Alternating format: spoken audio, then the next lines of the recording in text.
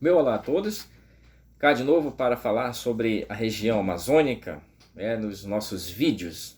Essa região que ultimamente tem estado muito na mídia nacional, mídia internacional, tem sido objeto de conflitos entre governos, entre autoridades, enfim. Essa região que traz a preocupação, sobretudo pela dimensão das queimadas, pela dimensão do desmatamento também, essa região que está aí no protagonismo no que concerne a questão ambiental. Muito se fala da região amazônica nessa dimensão da natureza, nessa dimensão da floresta, nessa dimensão dos rios. Ela exerce um certo protagonismo ecológico nesse sentido. No entanto, pouco se fala na questão do que envolve o humano na Amazônia, que envolve as comunidades indígenas, com exceção daquilo que diz respeito à demarcação de terras, aos conflitos gerados a partir da visão do Estado sobre as terras indígenas, enfim. Pouco se fala, contudo, e isso não é falta, não é por falta de produção, é que pouco se comenta, na verdade, a dimensão humanizada da região, o cotidiano dos amazônidas. Muitos autores acabaram contribuindo para uma visão polarizada da região, seja a visão do pernambucano Alberto Rangel, quando formatou o Inferno Verde no seu discurso para a região, seja a visão do Paraíso Verde, tentando contrapor essa visão do Alberto Rangel, do paraense Raimundo Moraes. No Amazonas, o Djalma Batista, um profícuo escritor da cultura amazonense, das questões amazônicas, acriano radicado em Manaus, médico Djalma Batista, tentou fazer, principalmente no seu livro chamado Complexo da Amazônia, fazer uma análise, abordar sobre a região em suas variadas formas. É uma visão, dada aí o filtro de certos preconceitos históricos que se produz, como no primeiro vídeo eu falei da visão sobre a Amazônia, é uma obra importante para o entendimento de questões relacionadas à região. Por exemplo, quando ele, no Complexo da Amazônia, divide a região em três Amazônias. Segundo ele, a primeira Amazônia seria aquela Amazônia das grandes cidades, Amazônia de Manaus e Belém. Numa segunda Amazônia, em que estariam aí as pequenas cidades amazônicas. E numa terceira, que seria a Amazônia não urbana, a Amazônia do Ribeirinho, a Amazônia das comunidades rurais da região. Então ele faz esse esforço metodológico de dividir a Amazônia em três distintos segmentos, o urbano das grandes cidades, o urbano das pequenas cidades e a Amazônia não urbana. A despeito de alguns preconceitos que também ele reproduz no seu texto, que não, obviamente, invalida a sua obra, a qualidade de sua obra. Dentre esses preconceitos, a tentativa de fazer uma psicologia do caboclo. Segundo ele, o caboclo tem uma dose, uma boa dose de preguiça, numa falta de visão do amanhã, numa vivência apenas do hoje, enfim, que o caboclo gosta de comprar tudo desde que seja fiado, e não se preocupa muito em pagar suas dívidas. Então foi uma tentativa de traçar o perfil psicológico do caboclo, e na verdade o autor, sem se dar conta disso, acabava reproduzindo um discurso que muitos foram ensinados a pensar, mesmo na academia. Quer dizer, aquele discurso do caboclo preguiçoso, do caboclo que não pensa muito no futuro, enfim.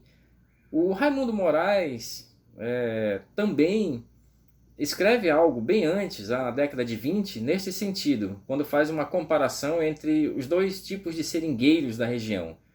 Segundo ele, tem aquele seringueiro das ilhas, o seringueiro estuarino ali do Pará, um sujeito calmo, um sujeito tranquilo, um sujeito que estava ali fazendo o seu trabalho, mas sem essa preocupação com o amanhã. Um sujeito dócil, segundo ele. E aquele seringueiro bravo, aquele seringueiro que ia para os sertões da floresta, que ia para os altos cursos dos rios, aquele seringueiro vindo do Nordeste, com a gana, com aquela vontade de ganhar o seu dinheiro, com aquela vontade de vencer, aquele que trabalhava de sol a sol, saía de madrugada, enfim. O Raimundo Moraes também vai explorar, bem antes de Djalma Batista, esse lado do amazônida, do caboclo, sem muita preocupação com o amanhã, sem muita pressa, sem muita correria. De onde advém, então, essa visão que muitos autores que escreveram sobre a região produziram, principalmente em comparando o amazônida com o nordestino, em que este é aquele que veio com vontade de vencer, aquele que trabalha de sol a sol, e aquele, o primeiro, no caso o caboclo, é aquele que não tem muita preocupação com o amanhã. De onde é a matriz de interpretação desses autores? Como falamos em vídeo anterior, a matriz reside numa visão reproduzida de uma geografia que não beneficiava o desenvolvimento humano, não beneficiava a inteligência, enfim. Que veio aí do Buffon, depois veio com a Beth Miggers, enfim, disso aí.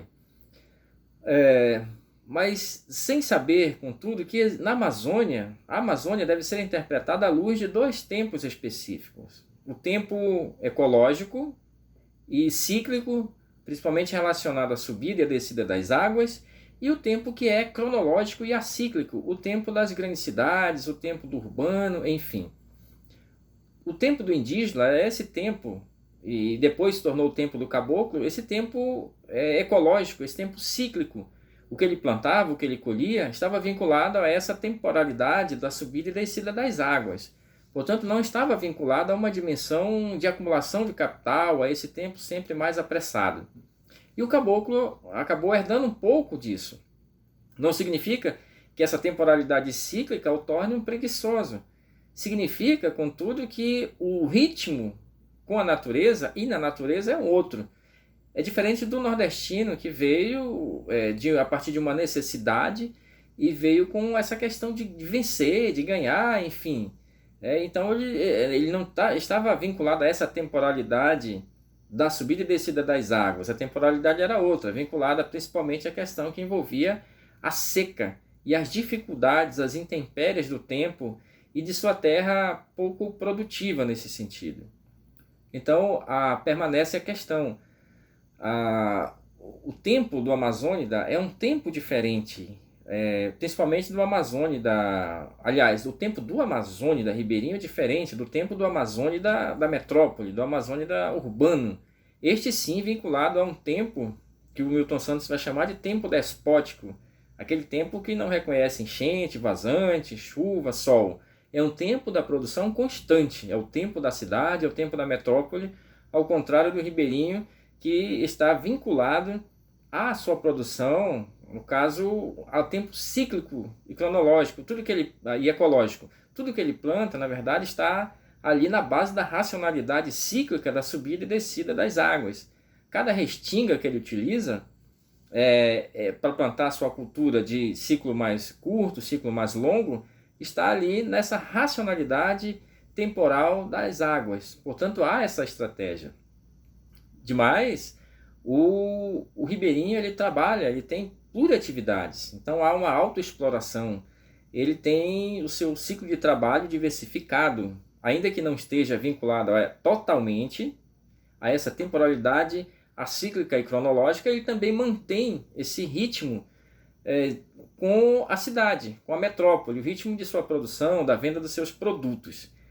Então são temporalidades diferenciadas, são formas diferenciadas de se tratar, de se ver a natureza, que muitas vezes não são observadas. É mais fácil taxar o outro de preguiçoso, de indolente, do aquele que não se preocupa com o amanhã, do que entender o tempo e o ritmo e a relação dessas pessoas, a sua organização, da sua geografia, de sua relação com a natureza e com seus ciclos. Na Amazônia isso é muito forte. Esse ciclo que marca a subida e a descida das águas, quando e onde plantar, essa estratégia que o ribeirinho utiliza desses dois tempos, da relação desses dois tempos, cíclico e ecológico versus acíclico e cronológico. Então, é importante entender isso para a Amazônia, para se ter a ideia mais profunda da dinâmica da região, da sua organização socioespacial urbana e da sua organização socioespacial não urbana. É isso e até o próximo.